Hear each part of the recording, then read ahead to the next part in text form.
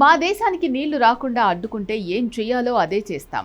Pakistan Peoples Party chief Bilawal Bhutto Zardari ఆ దేశ పార్లమెంట్లో చేసిన వ్యాఖ్యలే ఇవి. సింధు నదీ జలాలను నిలిపివేసి భారత్ ఇచ్చిన మాస్టర్ స్ట్రోక్కు పాక్ క్రమంగా ఎడారిగా మారుతున్న వేళ బిలావల్ భుట్టో రెచ్చిపోయాడు. భుట్టో పాక్ పార్లమెంట్లో చేసిన విమర్శలకు భారత ఐక్యరాజ్య సమితిలో ఆన్సర్ ఇచ్చింది. భారత ప్రతినిధి అనుపమ సింగ్ శివంగిలా పాకిస్తాన్పై విరుచుకుపడ్డారు. అంతర్జాతీయ వేదికపైనే పాకిస్తాన్కు చుక్క నీరు కూడా రాదని క్లిస్టర్ క్లారిటీ ఇచ్చేశారు.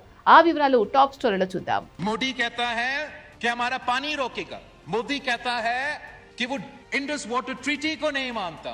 जनाब स्पीकर, मोदी की ये भूल है. ఇవి తలపొగరు బిలావల్ భుట్టో బెదిరింపులు. ఢిల్లీ కనుక పాకిస్తాన్కు అందే నీటి సరఫరాను నిలిపివేయడానికి ప్రయత్నిస్తే తాము కూడా తగిన విధంగా స్పందించడానికి సిద్ధంగా ఉన్నామని హెచ్చరించారు. నదీ జలాల్లో తమకున్న చట్టబద్ధమైన వాటా విషయంలో దేశం ఎలాంటి రాజీ పడబోదని ప్రగల్భాలు పలికాడు. పాకిస్తాన్ తన నీటి వాటా హక్కుల కోసం పోరాడుతోందని భుట్టో చెప్పాడు. భుట్టో మాత్రమే కాదు, అంతర్జాతీయ వేదికపై పాకిస్తాన్ దౌత్య ప్రతినిధి కూడా ఇలాగే రెచ్చిపోయాడు. ఇక్కడే సీన్లోకి శివంగి ఎంటర్ అయింది. ఐక్యరాజ్య సమితి మానవ హక్కుల మండలిలో భారత ప్రతినిధి అనుపమ సింగ్ పాక్ పై విరుచుకుపడిపోయారు. Mr. Vice President, our position on Indus Water Treaty is well known. It defies logic that a state which exports terror as an instrument of policy continues to demand the privileges of cooperation predicated on goodwill and friendship. It is equally undeniable that the treaty is now outdated. No technical arrangement can remain frozen in time while the world around it is transformed. Sindhu జలాల ఒప్పందం విషయంలో పాకిస్తాన్కు అనుపమ ఇచ్చిన clarity ఇదే. పాత ఒప్పందానికి కాలం చెల్లిపోయింది అన్నారు.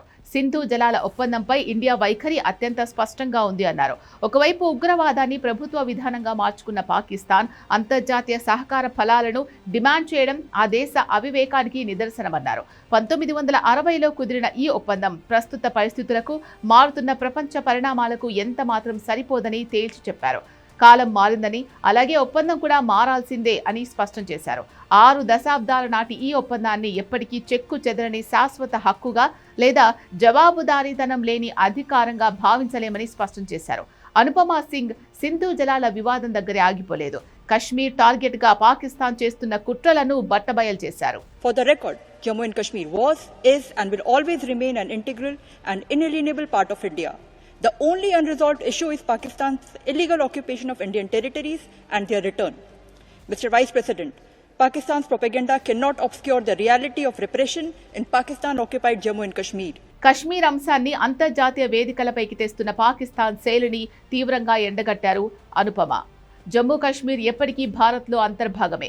అక్కడ తేలాల్సిన ఒకే ఒక్క అంశం పాకిస్తాన్ అక్రమంగా ఆక్రమించిన భారత భూభాగాలను తిరిగి అప్పగించడమే అని స్పష్టం చేశారు. అక్కడితో కూడా ఆగలేదు.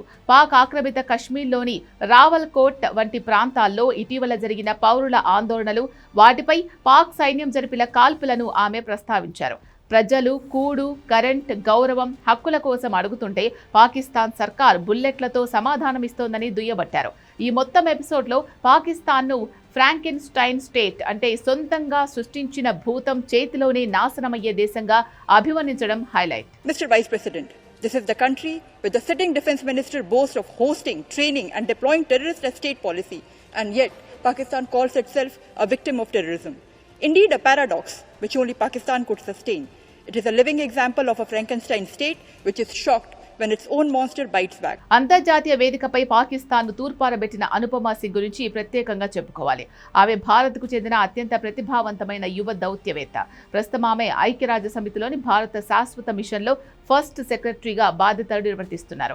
అంతర్జాతీయ వేదికలపై పాక్ భారత్కు వ్యతిరేకంగా చేసే దుష్ప్రచారాన్ని, తప్పుడు ఆరోపణలను తనదైన దౌత్య విమర్శలతో తిప్పికొట్టడంలో గుర్తింపు తెచ్చుకున్నారు. ముఖ్యంగా ఐక్యరాజ్య సమితి మానవ హక్కుల మండలి సమావేశాల్లో పాక్ వైఖరిని ఎండగట్టడంలో ఆమె శైలి అగ్రెసివ్ గా ఉంటుంది. కశ్మీర్ అంశాన్ని పాకిస్తాన్ ప్రతిసారి అంతర్జాతీయ వేదికలపైకి తేవడాన్ని ఆమె తీవ్రంగా ఖండించారు. దీనికి ముందు జరిగిన ఐక్యరాజ్య సమితి మానవ హక్కుల మండలి 55వ సెషన్లోనూ, అలాగే జెనీవాలో జరిగిన ప్రపంచ ఆరోగ్య సంస్థ సమావేశంలోనూ కశ్మీర్ అంశాన్ని పాక్ అనవసరంగా ప్రస్తావించినప్పుడు అనుపమ సింగ్ ఇదే స్థాయిలో విరుచుకుపడ్డారు. ఉగ్రవాదాన్ని ఒక పరిశ్రమలా పెంచి పోషించే దేశానికి భారత అంతర్గత విషయాలపై మాట్లాడే అర్హత లేదని ఆమె పాకిస్తాన్కు గట్టిగా బుద్ధి చెప్పారు. అందుకే నెటిజన్లు ఆమెను శివంగిలా పిలుస్తున్నారు.